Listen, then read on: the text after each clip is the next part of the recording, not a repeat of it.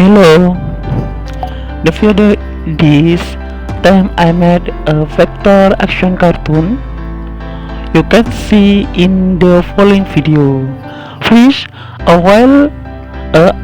will make a sketch when finished. Please discard image onto a vector layer and we start creation the vector image with the pencil tool. Then I will color it.